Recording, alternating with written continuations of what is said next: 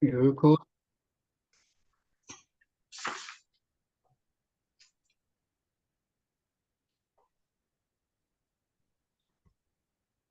Okay. Very good.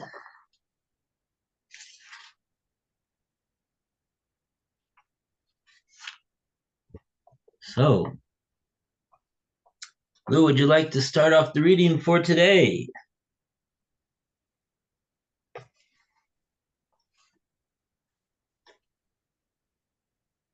Section 264. Sorry, I was muted. 264. Okay. See now, you cannot declare, surely I am free to use my own body. Huh? Against whom do I sin if I use it according to my desire? If I give rein to my instincts, which Hashem himself has planted within me, Oh. it is against your God you act unrighteously. Your God to whom your body and your instincts all belong. Your God who caused you to set his seal upon your body so that you might control your body and your instincts and keep them holy for the purposes for which he implanted them within you.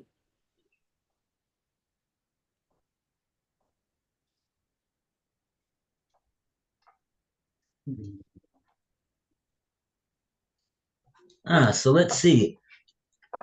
Let's just try to understand this counter argument that Rav Hirsch is making over here. You can't say the following thing. Surely I'm free to use my own body. So the person is saying it's my body. Who could tell me what to do with my own body? It's my body. Okay, that's the first claim. The next claim is, against whom do I sin if I use it according to my desire? If I give rein to my instincts, which Hashem himself planted within me. Oh, now he's invoking Hashem.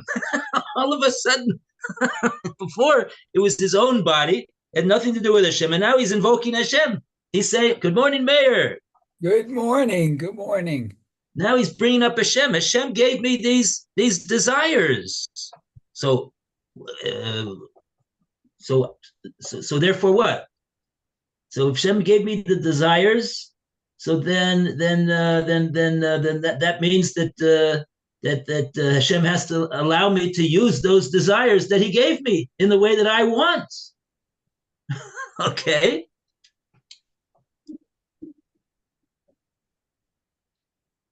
So the first, so the those are the two claims that the person is making over here. It seems to me that one contradicts the other one. How so? Because it's not his body. He has to put Hashem in the picture. It's Hashem. Hashem is the one that created you. He's the one that gave you life. What do you mean it's your body? Mistake number one.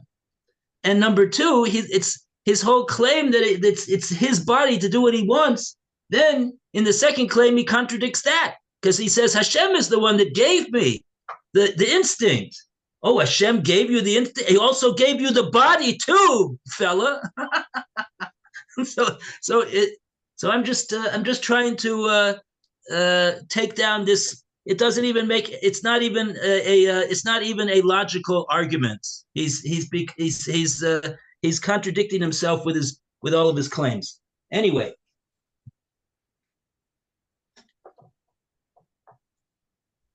And then what does Rav Hirsch say? Because your body, that's what Rav Hirsch answers. He says, listen, it's your body, it's not your body. It's the Hashem gave you this body. If it wouldn't be for Hashem, you wouldn't have a body. You wouldn't have nothing.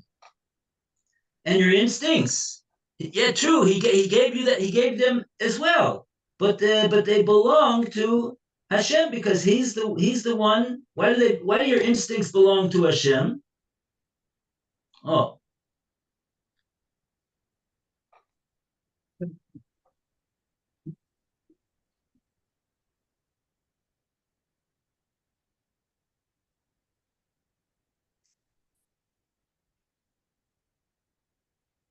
because I mean, right, the Svara is the one that's doing the giving.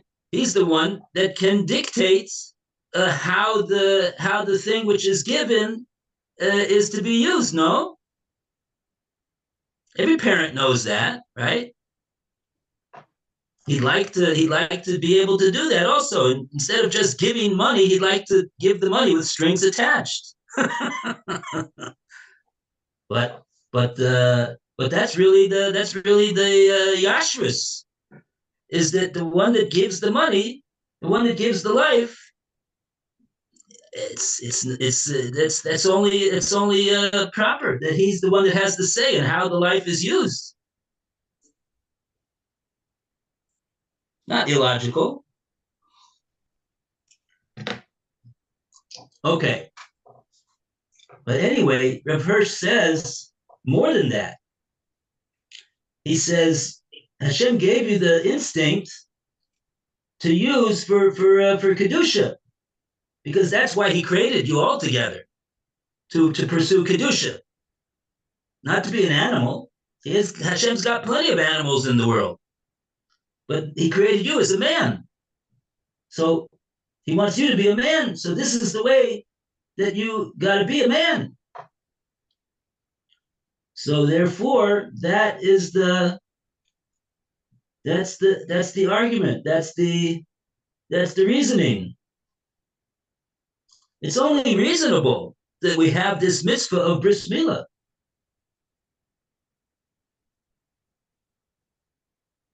And that's the way that a person is able to effectuate the the purpose for which the Hashem gave him the goof and the instincts that the goof has, to use them for kedusha.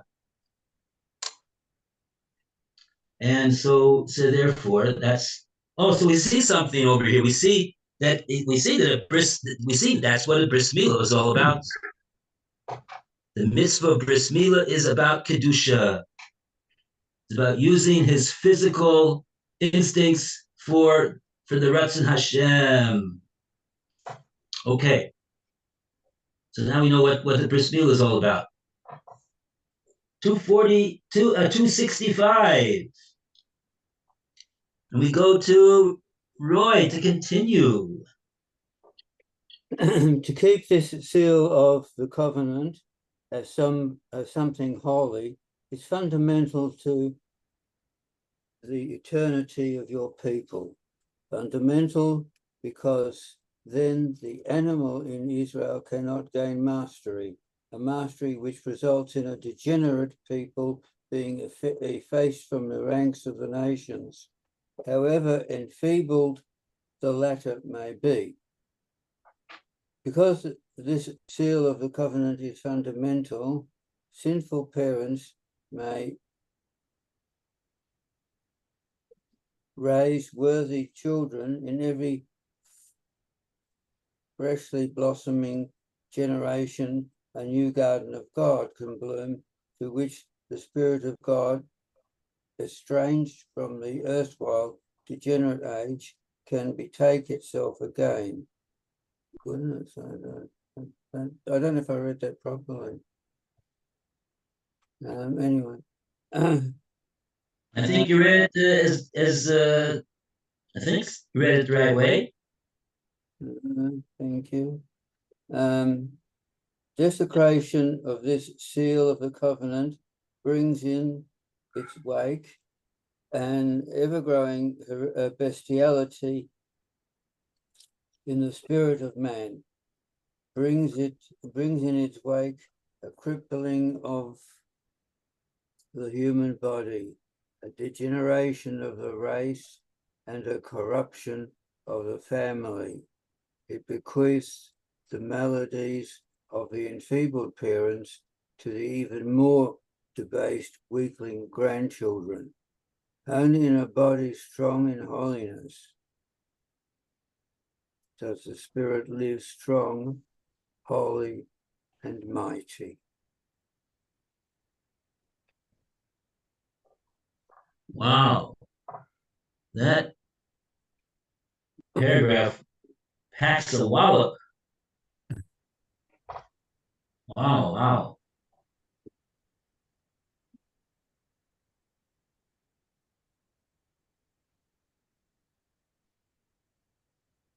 So it's not just a personal matter with the person himself, but it's fundamental to the eternity of your people. Mm. Because in order for Klal Yisrael to be eternal, they have to be Klal Yisrael, not act like the animal which is inside them. Because Yisrael also has that animal inside them, but the idea, the mission, the mitzvah is to rise above that, to master it. Okay. Yeah, this sentence that you were wondering about how you read it, I'm just trying to read it over right now. So the covenant of the seal is fundamental. Sinful parents may raise worthy children. Not sure where that comes from all of a sudden. What does that have to do with what we're talking about? And in every freshly blossoming generation, a new garden of Hashem can bloom, to which the spirit of Hashem, estranged from the erstwhile degenerate age, can betake itself again. The parents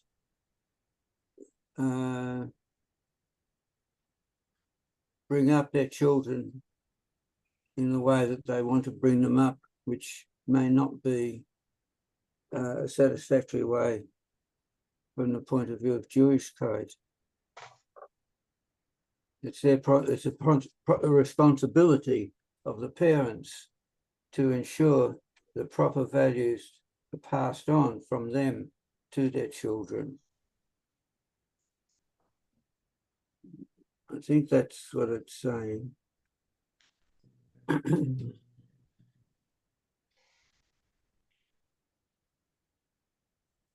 But he's mentioning the fact that the parents he's referring to are sinful. So he's saying sinful parents may raise worthy children. What does he mean? They may. He means that they have the capability of doing that. That's what it sounds like to me. And how is that so? In other words, even if they themselves are not examples of worthiness, but they have the ability to raise children that are. But I mean, and it must be that it has something to do with what we've been talking about the bris milah and mastering the animal with which is inside oneself. Then he continues.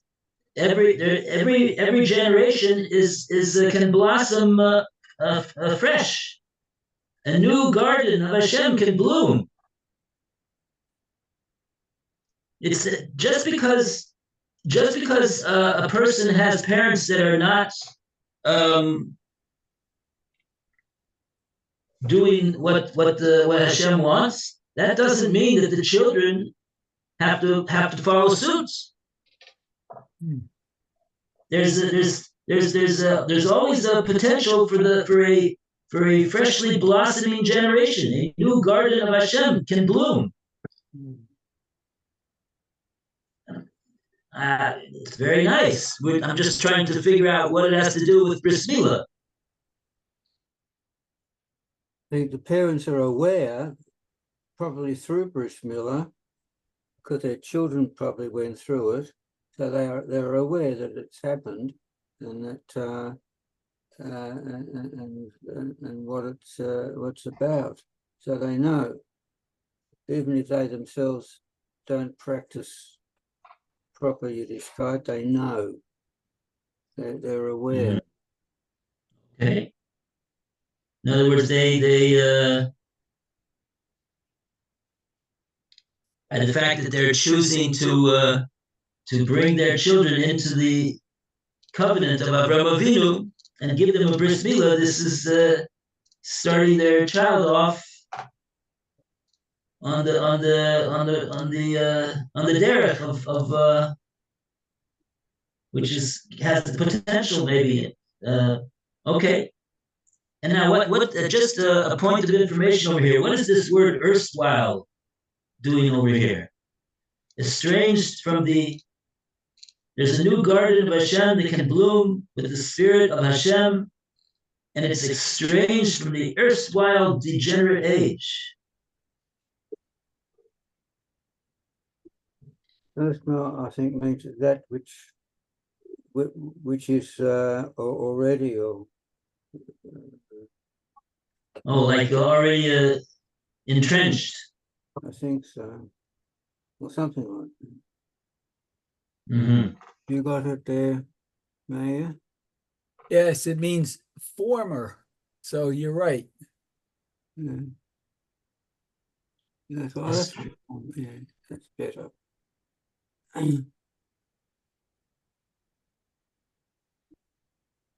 Oh. It says in the past, once, or formerly. The former degenerate age. Right. That was hold on, where'd everybody go? Okay. Oh, there you are. Estranged from the former degenerate age. Does he mean to refer to being they're estranged from the parents? The former degenerate age? That's the point, probably. I don't know. Oh, excuse me a minute. I have to go get the phone. Okay. Can betake itself again. In other words, the children who are Jews, they are connected intrinsically to the covenant of Avraham Avinu, and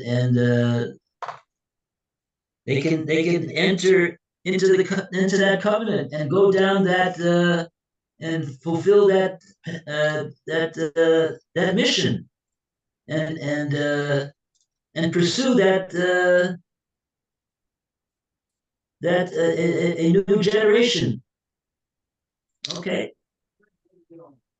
I just find it interesting that he's mentioning this so over here. This is some of the ideas that are inherent specifically in this mitzvah of bris milah, which is certainly why he's mentioned it over here. Okay, very interesting. I find his words fascinating. Yes, a lot of them are very not used as much as they used to be. Oh yeah, I mean that's certainly so. I mean it's yeah. The English is very it's not current. But I'm just saying the ideas of Rav Hirsch, even if they would be, that would be something that would like to see a new translation that's more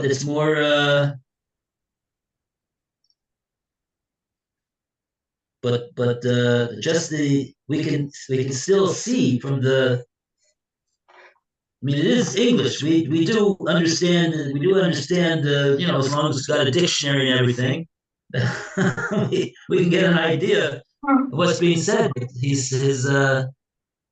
worldview is just very, very powerful. Very powerful.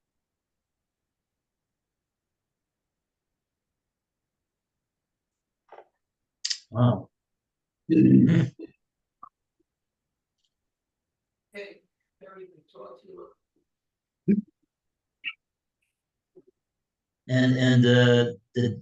that's on the good side that we mentioned over here. And then he goes into the on the downside of the matter. Desecration of this bris milah is ever growing bestiality, a crippling of the body, a degeneration of the race, corruption of the family. And he even says it bequeaths the maladies of enfeebled parents to the even more debased weakling grandchildren. Wow.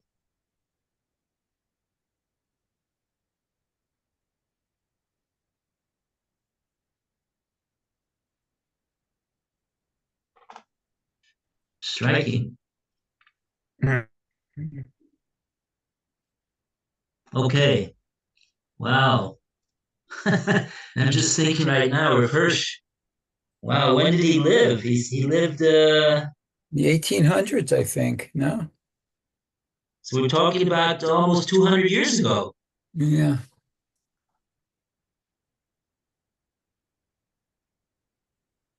I wonder what words he would use today.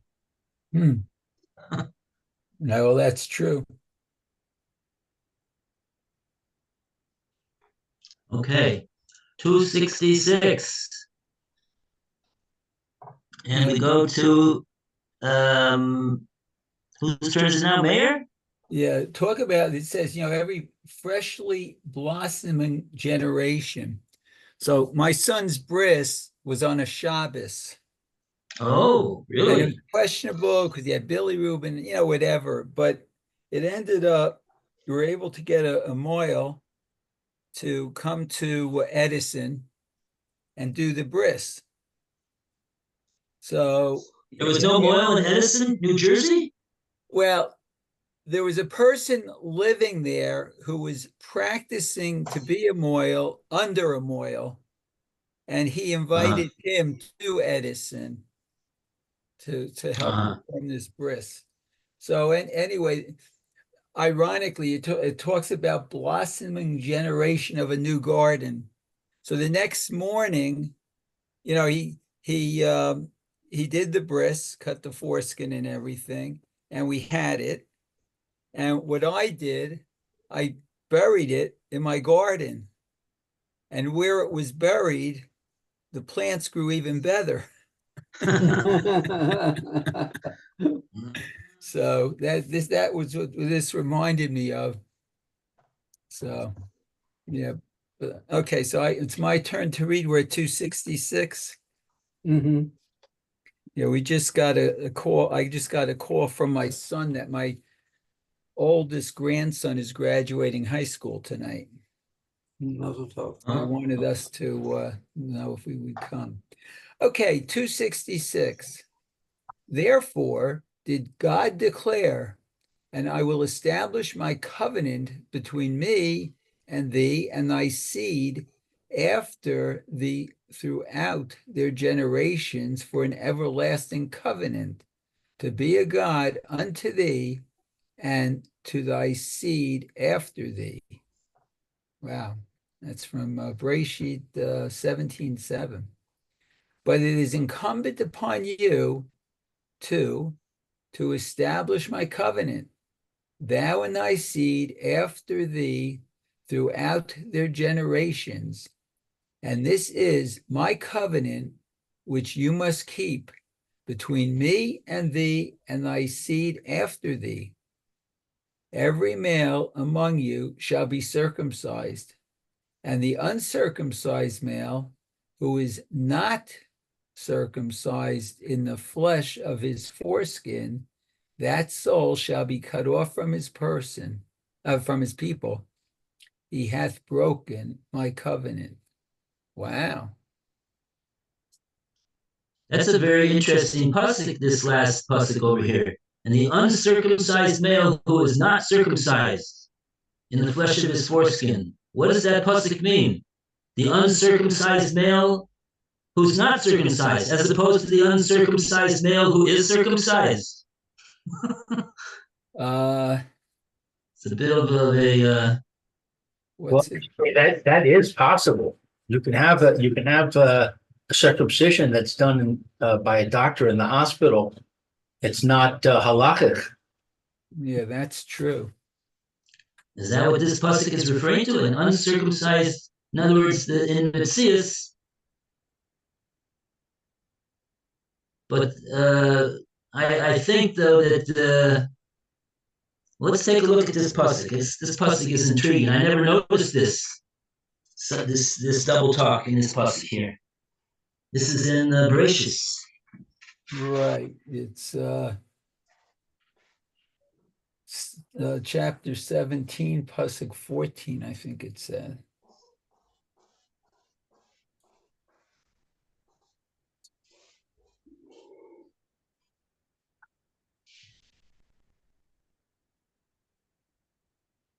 Oh, it says here, an adult who intentionally remains uncircumcised suffers chorus. Wow.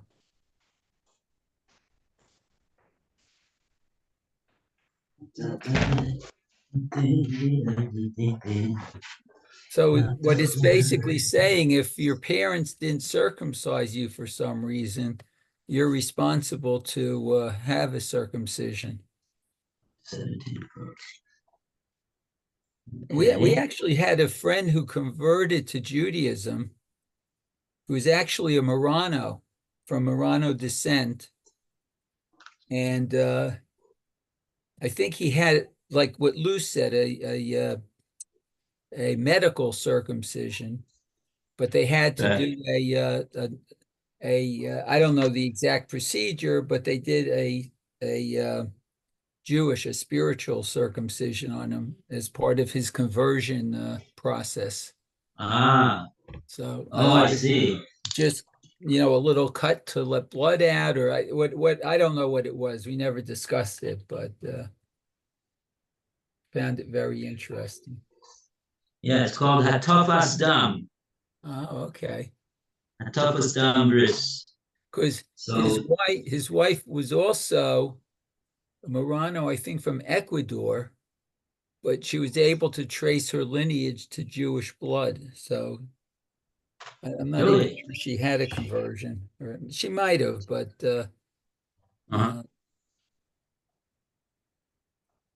yeah, they were good friends of ours in the States.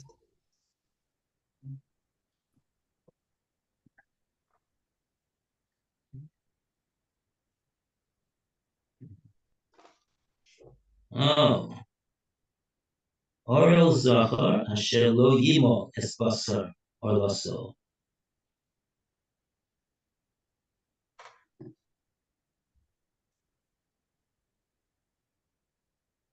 Yeah, without it, it says the soul loses its share in the world to come, and the violator may die childless and prematurely.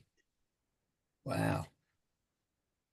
Oh, I see how they're okay. Yeah, the way they're translated into English makes it sound very strange. That's why I caught my curiosity. But it's clear that the pasuk is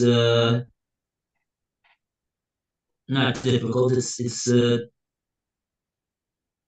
talking about a person who is like you said, he's an oro, meaning his parents didn't give him a bris milah, but oral zachar, right? Asher lo yimo es basar arloso, and he also, not only his parents, but he also fails to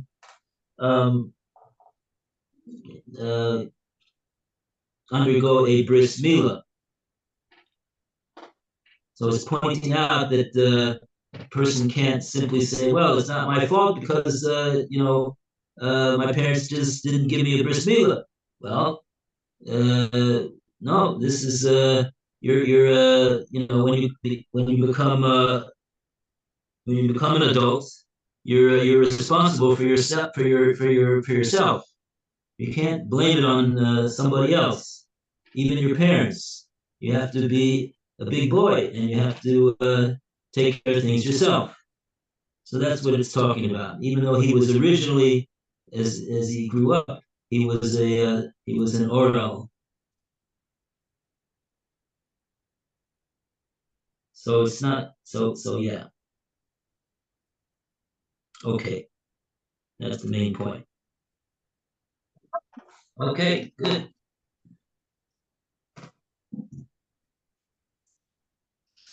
Mm-hmm. Oh, and that's where we learned the penalty is chorus.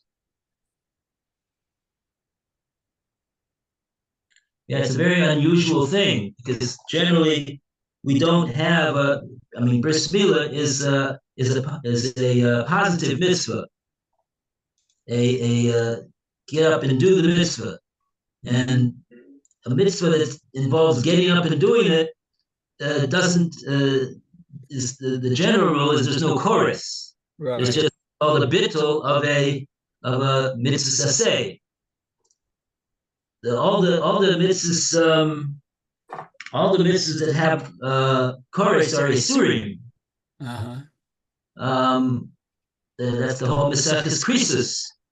The first mission over there mentioned the 36 different negative commandments of don't do's, don't do this, don't do that, don't do that, and the penalty then there's a number of don't do's that have carry with them a penalty, of course, but there is actually another one. There is actually another mitzvah say that carries with it a penalty, of course, for not performing that mitzvah say, and it's intrinsically connected to the mitzvah of bris milah, because you can't do one without the other, and that is the mitzvah of korban pesach. Oh. Even if a man's child did not undergo a bris milah when he had when he was obligated to do so, that fact that he has a son, not only himself, if he wouldn't have a milah, but even if his son would not have a milah, and he was supposed to have one, that prevents him from bringing a korban pesach. Okay. But those are two mitzvahs say that carry with them a penalty of chorus for non-performance. Wow. Okay, 267. We have time. We have 2 minutes. 2-minute warning. Thus, so said Hashem to Avram. And we go back to Lu. So said Hashem to Avram, thus does he speak to every descendant of Abraham. And you, O my young people who read this, do not bear the impress of Abraham's seal in vain. But, do not become submerged in the degeneration of the age. Bethink yourselves. You are descendants of Abraham. Carry ever this symbol of holiness. It will save you from corruption. It will stand by you in battle. It will, in truth, help you to conquer. If youth everywhere becomes sere, like withered flowers, and hastens to its destruction, stand proudly strong, proudly firm in the holy mission entrusted to you in the name of Israel. halech lefanai veheye tamim. Wherever you be, go your way in my presence. Be pure and without stain. Be without blemish. Be perfect. Be wholly mine with all that is yours.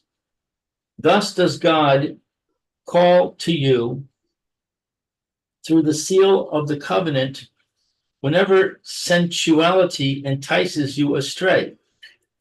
He proclaims this to you. And will you spurn his summons? Will you contemn the noble flowering of Israel? For what purpose? To revel in lust and to rot and decay? Wow. Whew. Doesn't sound like a good idea. No. Wow, wow, wow.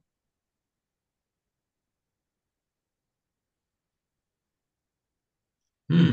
I have to go. Have a great day. Okay. You Okay, too, all the Levitt. best. Be well.